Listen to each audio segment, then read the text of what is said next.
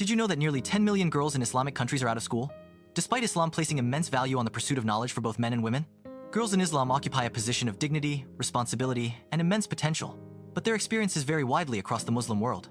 While Islamic teachings emphasize the value of education, respect, and equal spiritual worth for women, cultural, economic, and political factors often shape how these teachings are interpreted and applied.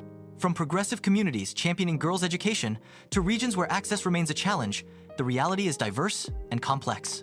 Despite the foundational Islamic principles that advocate for justice, education, and dignity for all, many girls in Islamic societies continue to face significant challenges. Access to quality education is often hindered by poverty, conflict, and gender-biased cultural norms that prioritize boys' learning. Societal expectations can restrict girls to traditional roles, limiting their freedom to pursue careers or personal ambitions.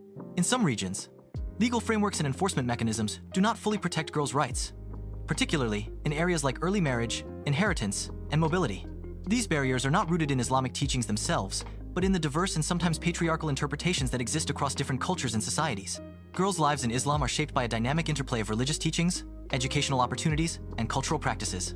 Islam, at its core, encourages the pursuit of knowledge for all believers. Seeking knowledge is an obligation upon every Muslim, as stated in a well-known hadith.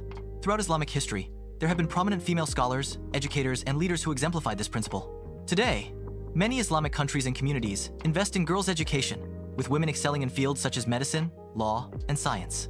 However, cultural practices vary widely and can either support or hinder these opportunities.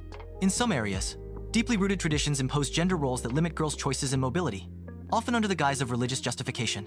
Thus, while Islam provides a framework for dignity and empowerment, the lived experiences of girls are largely shaped by how societies interpret and apply these teachings. One inspiring example is that of Malala Yousafzai, a Pakistani girl who defied the Taliban's ban on girls' education in her region. At just 11 years old, she began speaking out publicly about the right of girls to learn. In 2012, she survived a near-fatal attack by a Taliban gunman while riding a school bus. Rather than silencing her, the attack sparked a global movement. Malala went on to become the youngest ever Nobel Peace Prize laureate and continues to advocate for girls' education worldwide. Her story is a powerful testament to the resilience of girls in Islamic communities and the transformative impact of education when combined with courage and faith. We'd love to hear your thoughts. What do you think about the role of girls in Islam and how cultural differences shape their experiences? Share your perspective in the comments below. And if you're interested in exploring this topic further, don't miss our next video, where we dive into how women's roles are viewed and valued across different cultures around the world.